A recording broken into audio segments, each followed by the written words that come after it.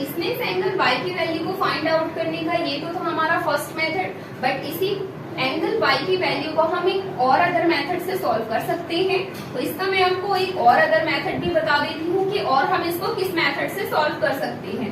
तो इसके लिए हमें यहाँ से इस एंगल 60 की भी नीड नहीं होगी, इस एंगल A की भी नीड नहीं होगी इसको लैट करने की।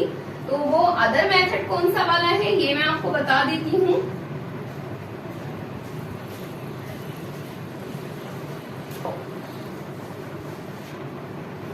तो ये जो मेथड था हमारा वो मेथड काफी लॉन्ग था, बट इससे ज्यादा एक बिकॉज सभी को ऑल मेथड से सॉल्व करना आना चाहिए, तो जिसको जो मेथड इजी लगे वो उसी मेथड को यूज कर सकता है। इसलिए हम यहाँ देख सकते हैं कि यहाँ पर हमारा एंगल Z की वैल्यू आ चुकी थी and angle 9 and angle X की वैल्यू भी आ चुकी थी, बट यहाँ पर हमारे पास ये एंगल Y बचा है।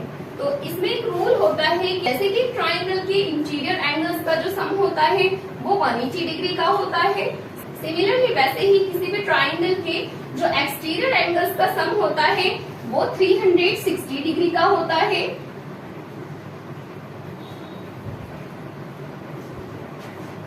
तो इसको हम यहाँ लिख लेते हैं, sum of all exterior angles of a triangle is equals to 360 degree.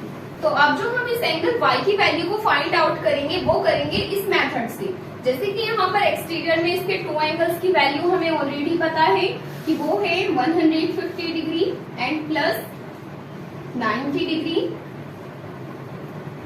तो जब 2 एंगल्स की वैल्यू हमें मालूम है तो जो हमारा थर्ड वाला एंगल है एंगल y उसकी वैल्यू ऑटोमेटिक आ जाएगी, because we know that the sum of all exterior angle is 360 degree and इसमें 150 में जब हम इस 90 डिग्री को एक जगह ऐड करेंगे तो ये बन जाएगा 240 degree and plus by 360 degree.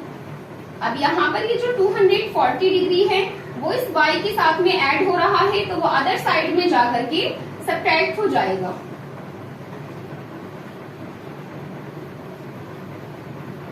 And जब हम इसको सब्ट्रैक्ट करेंगे 240 को इस 360 में से, तो हमारे पास यहाँ बचेगा 120 डिग्री। तो इस मेथड से भी इसकी वैल्यू को हम फाइंड आउट कर सकते हैं। So this was the second method and जो अभी पहले मैंने बताया वो तो हमारा फर्स्ट मेथड। तो जिस मेथड से आपको इजी लगे उस मेथड से आप इसकी वैल्यू को फाइंड आउट कर सकते हैं। So this was the answer of this part. Now let's come to the next part.